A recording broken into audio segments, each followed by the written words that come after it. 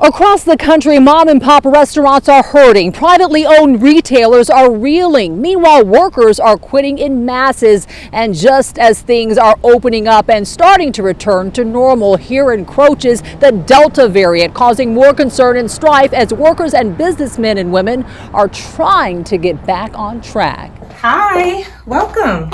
Come on in. Business-savvy single mom Toni Duclosny has gone from Dallas TV traffic anchor to retail entrepreneur, many would say at one of the worst of times. The most difficult thing for me was adjusting to the new normal, whatever that is. There's no definition to what the new normal might be. However, after her online sales increased during the COVID shutdown, Toni invested even more. As one of a mere 6% of U.S. retail business owners who are Black, Toni dove deeper by opening a brick-and-mortar clothing store that's now complete with stylist services. They can come and have sisterhood, and that's the most important thing. However, many businesses have not been so lucky.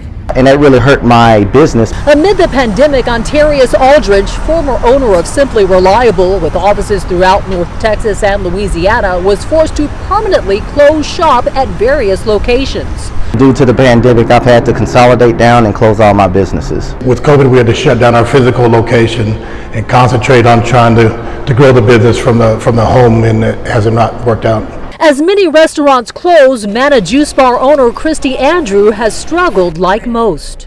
It's really hard for small businesses such as ourselves to compete, trying to keep produce and keep items and keep supplies.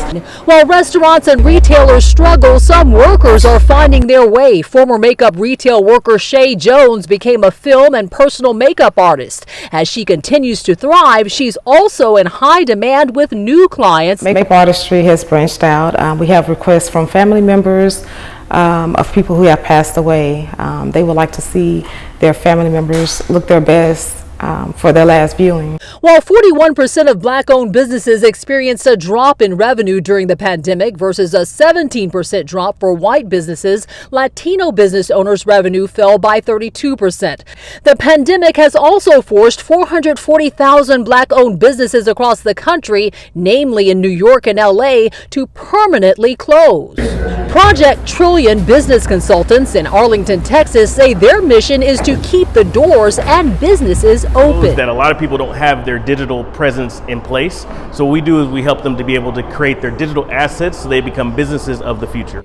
And while sadly thousands have had to throw in the towel, Since COVID, we had to shut down. The biggest wave of entrepreneurship that's probably ever happened in this country's history is heading towards us right now. We've had a lot more customers come in after the pandemic, almost than we did before. those like Christy and her family, as well as Toni and her team, have found a silver lining that they say keeps them, their business, and their faithful workers afloat. One decision, do I keep going or do I shut it down? And I wanted to keep going. Economists predict more than 500,000 Black-owned businesses, due in part to reduced revenue and rising credit card interest rates, supply chain shortfalls, and other pandemic-inflicted issues, will be forced to close up shop permanently within the next 18 months. Experts advise business owners should reduce as many expenses as possible. Don't be afraid to seek financial advice or marketing, and maintain an online presence while also changing to fit the demands of the changing times to have greater hopes and chances of success.